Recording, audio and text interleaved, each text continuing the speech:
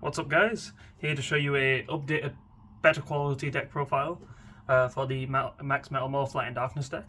My schedule is really busy, but I'm looking at taking time just to make videos because you've all been very supportive and the videos are doing very well. So I'm going to show you an updated deck list and explain my thought process, because of course the last deck profile I came straight from the airport, uploaded a video and just passed out. So here's the deck list for the Max Metalmorph Light and Darkness deck that I played for the European Championships.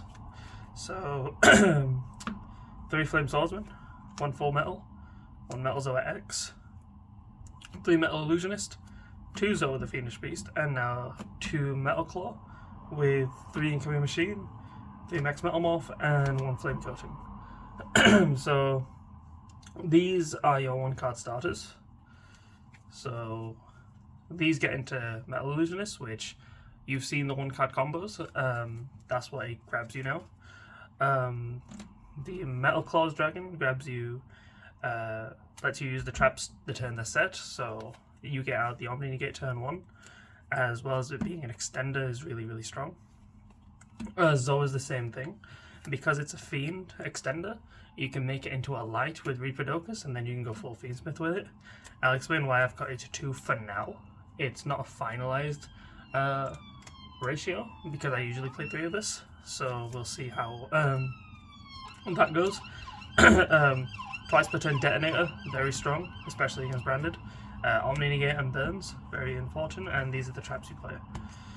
So that's the Metalmorph package. For the Light and Darkness package, you have 3 Black Chaos, 3 Grifo, 2 Archfiend Chaos, the 2 Rituals, 1 Magician Souls, 1 Gaze of Timaeus, 3 Corrupted Ritual Arts, 1 Ritual of Light and Darkness, 1 Mind Shuffle, and now the tech I've used to replace the Zoa the Fiendish Beast is Foolish Burial. My issue at the European Championships was if I hadn't opened one of these, it would be very hard to get into the Rollad engine. So opening this to send the Archfiend, to send the Ritual, to add one of these, going second is pretty good. The only downside is you don't have a guaranteed Ritual summon unless you open another monster, which shouldn't really be a problem because everything gets to each other in this deck. So, also it's not once per turn, so when you add it back, you can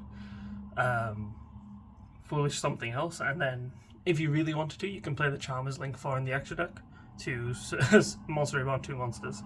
So Foolish I think is really good for the deck.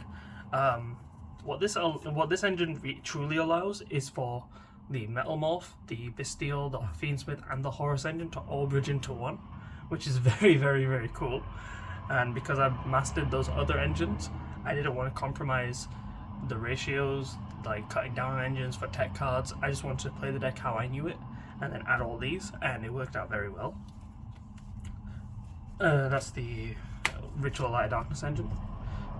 For Fiendsmiths, just 3 Engraver, 1 Lacrimal, 1 Lurry. Illusionist bridges you into Fiendsmith, which bridges you into Light and Darkness, so very useful. 3 track to go with it. And then for Bystial, so hopefully we can see this now that I'm playing this, the Bystial Lubellion, 1 Magnamot, 1 Druiswim, 1 Baldrake, and 1 Regained. Like I said, I've mastered those other engines that aren't Light and Darkness, so I played with what I knew, as well as like this whole deck being a turbo Necroquip Princess draw 1 type of deck. Like you try and maximize the amount of draws, advantage, field presence, hand presence as much as you can. And I've only lost at the European Championships, I think I only lost 2-3 times over 15 rounds when I went first, because Droll plus a hand trap, that happened twice, and then against Blitzclick, I was drawing 3 cards. I just needed to see 1 access to Mind Shuffle, and I drew 3 bricks instead, which happens. Stuff like that will happen, but these cards are incredible. I really enjoy them. Regain get you so much advantage. Magnuma isn't as strong because we're not playing Harmonia anymore, but still accessing Druid Worm to max Metalmorph it away, Baldrake as an extra interrupt. The goal is for them to not kill you as well, so you kill them on the crackback every single time.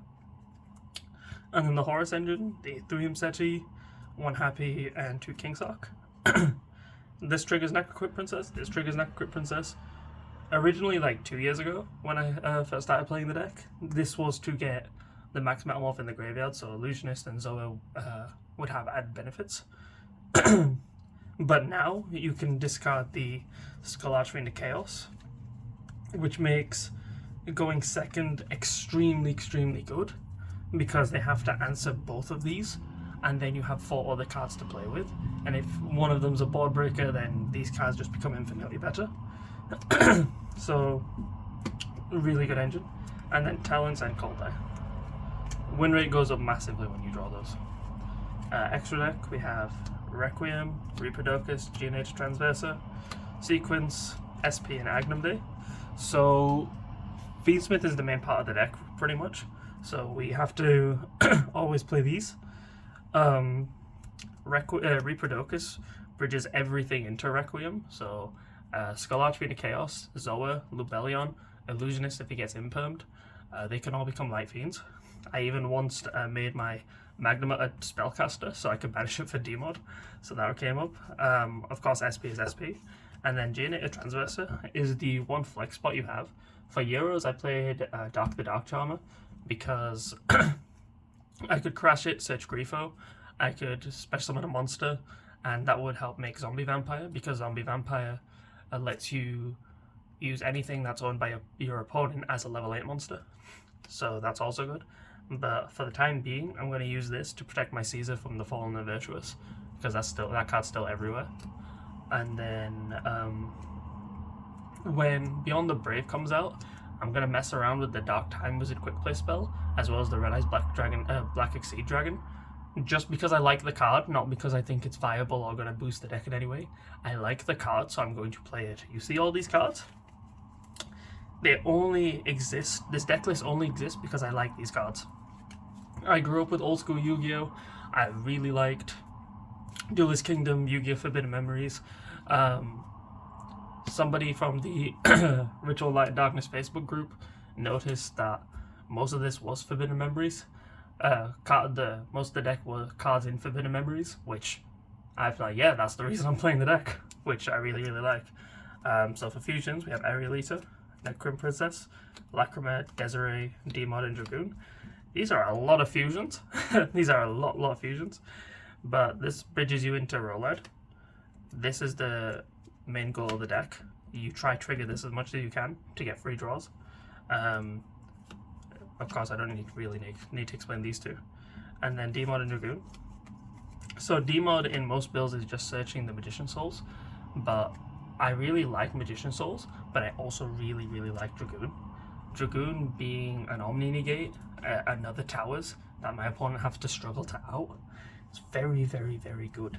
As well as, like, when you're under Mulchami Fulos, I will give them the one draw from Demod to search Gazer Tobias, because Dragoon is well worth that one extra draw they get. And that did come up a lot, and I don't regret making that decision at all. I think I only lost to Fulos a single time the whole weekend. Wait, did I? No. Even one game, I took the double Mulchami challenge. He ended on 16 cards in hand, and I still won. Just because, how many people know how to play with 16 cards in their hand? No one really prepares for that. So I was able to maneuver around him, and even with 16 cards in the hand, playing branded, I still won. Caesar and Zombie Vampire. So side deck, we have triple Mulchami Fulos, triple Perilia, 3 Pot of Sloth, 3 Thrust, 2 Droplets, and 1 Different Dimension Ground. Like I said in the previous profile, this was the MVP. Every time I went first, I tried to dig as much as I can, because I'd usually get Charmied, sometimes I'd get Drolled, and then I could thrust into the DDG. So, Pot of Sloth. So anyone that knows me knows that I usually lose my games just by drawing my one of bricks. So say the in 60 card Light Sworn, I used to draw Gem Knight Garnet all the time. In this deck, you could draw Mind Shuffle with Black Chaos or Grifo, which did happen against Yuna, the national champion and world's competitor. I drew 2 Grifo, Black Chaos, Engraver, and Mind Shuffle. Engraver resolved. I tracked for Lacrima, discard the Mind Shuffle, normal the Lacrima, and then just snowballed an advantage. So drawing this is really horrible, but like this was really, really good. You can draw into your Black Chaos, you can draw into your Imseti plus Archfiend, like I described how broken that is going second. And then also Forbidden Droplets. These should have been illusion gates. I couldn't get my hands on them at the time. So the theory was discard the Mind Shuffle, discard the Archfiend, try break a board, but the issue is you need as many cards in hand as possible. So you need like one powerful 1-for-1s. And this sadly wasn't that good. So the Mulch armies. So last minute I was going to play full board breakers with Santa Claus, with evenly matched, with all that stuff, right? But then I realized I need to get lucky if the game goes to game 3 and I'm going second, because Cool Toon I can't beat when they full combo, because it's not like it's an unbreakable board. They just know too much and they dictate the game for me, which I don't like. So I need to open these.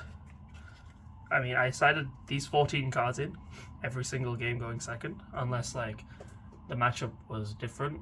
If I played Sky Striker, which I did day 2, then I don't really need to side in the thrusts or the Perulias. But like these, I don't think I sided in this. But any way to get access into my engine, because my engine is very, very strong, especially going first and second. So I didn't really have a problem unless it was against Cool Toon, which I beat 3 day 1 and I lost against 2 day 2 because I lost the die roll and went to game 3 and I just didn't open anything. That's very unfortunate. So day 1 I went 7-2 at Euros, beating Cool Toons, Branded, Mermail round 1, and including the Cool Toon was one of the world's competitors, Yuna, who's also the national champion. I was her first match after her first 2-round buys, and I 2-0'd that matchup. Both games I opened, well, the game 1 I told you about where I opened 2 Grifo, Black Chaos, Mind Shuffle, Engraver. I just needed that Engraver to resolve, and it did, and I won the game from that. And in game 2 I opened way too much engine, and I just sequenced it perfectly. And then what else did I lose? I lost a Blitzkrieg because I drew 3 cards and there were 3 bricks when I needed to see 1 access to roll ad. It was I drew 1 off Illusionist and then 2 off Talons. It was 1 Gazer Timaeus, Lurie, and Lacrima, and I knew the game was over from there. And then day 2 I lost 4 out of the 6 die rolls. I said 5 out of the 6 die rolls, but I lost 1 of the games against Cool Toon because he belled me game 1.